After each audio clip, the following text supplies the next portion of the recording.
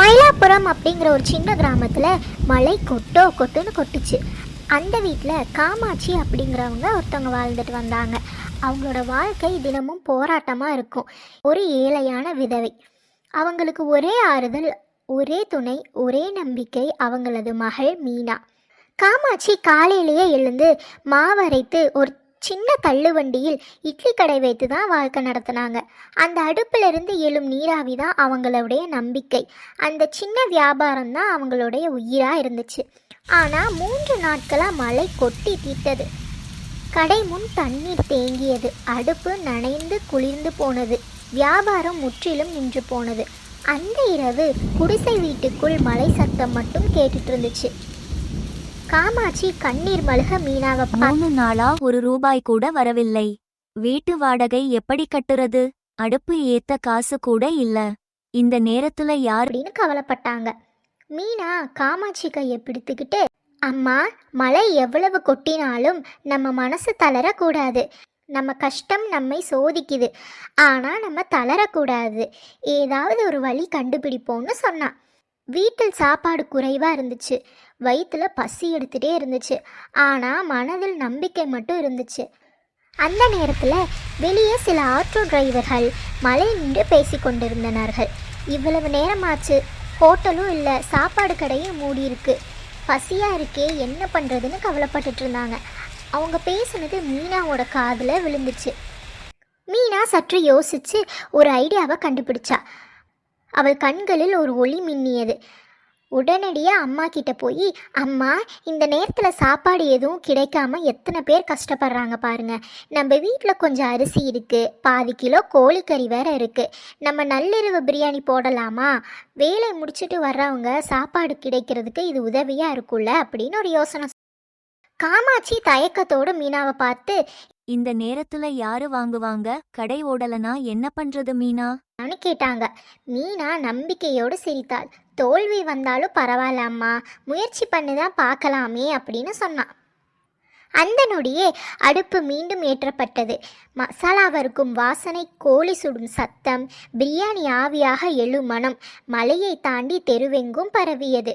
முதலில் ஒரு lorry driver வந்தார். அவர் பேர் ராஜா. இந்த நேரத்தில் பிரியாணியா?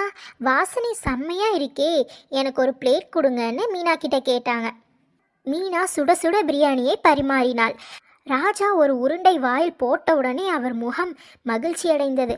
அடடா, இது ரொம்ப சுவையா இருக்கே, அதுவும் மழையில இந்த ராத்திரியில பிரியாணி சாப்பிட்றது சொர்க்கம் மாதிரி இருக்கு அப்படின்னு சொல்லி பாராட்டினாரு. சிறிது நேரத்தில் ஒரு ஆட்டோ டிரைவரும் லாரி டிரைவரும் வந்தார்கள். அனைவரும் அந்த குடிசை முன் திரண்டார்கள்.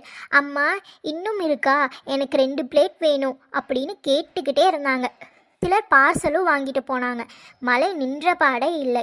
ஆனால் அந்த குடிசை வீட்டு முன் கூட்டம் மட்டும் பெருகி கொண்டே இருந்தது. காமாட்சி வியப்புடன் மீனாவை பார்த்தார். மீனா, இது உண்மையாவ நடக்குது? என் கண்ணை என்னாலேயே நம்ப முடியலையேன்னு ஆச்சரியத்தோடு சொன்னாங்க. மீனா சிரிச்சுக்கிட்டே, ஆமாமா, நல்ல கண்ணை திறந்து பாருங்க அப்படின்னு சொன்னான். அந்த இரவு முழுக்க வியாபாரம் நடந்தது. அனைவரும் போன பின்பு காமாட்சி அம்மா கடையை சாத்திவிட்டு அவங்களோட வீட்டில் காசை எண்ண ஆரம்பிச்சாங்க. காசை எண்ணும் போதே காமாட்சி அம்மா கண்கள்ல இருந்து கண்ணீர் வழியுது. உடனே மீனாவை பார்த்து, மீனா, 3 நாள்ல வராத காசு ஒரே இரவுல வந்திருக்கு அப்படின்னு சொல்லி சந்தோஷப்பட்டாங்க. அவங்க கண்களில் கண்ணீர் வழிந்தது. அது சோக கண்ணீர் இல்லை, நிம்மதியான கண்ணீர்.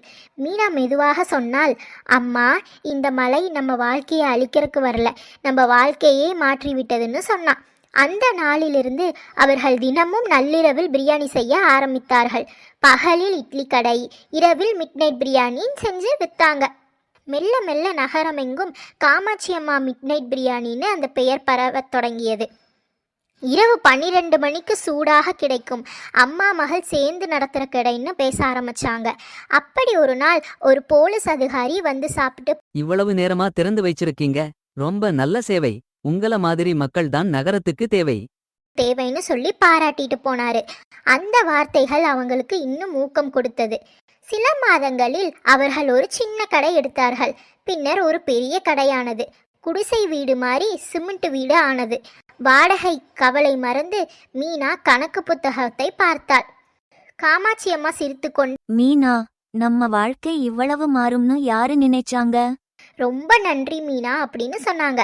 மீனா மெதுவாக சொன்னால், அம்மா, கஷ்டம் வந்தப்போ நம்ம அழல, அதுக்கு ஒரு வாய்ப்பு கொடுத்தோம், அதுதான் நமக்கான வெற்றின்னு சொன்னான். இன்று அந்த நகரத்தில் யாரிடமும் கேட்காமல் சொல்வார்கள், காமாட்சி அம்மா மிட்நைட் பிரியாணி சாப்பிட்டா பசி மட்டும் இல்லை, மனசும் நிறையும்னு சொன்னாங்க. கஷ்டம் கதவை தட்டும்போது பயப்பட வேண்டாம், அதை திறந்து பார்த்தால் அதுக்குள்ள ஒரு வெற்றி காத்திருக்கலாம்.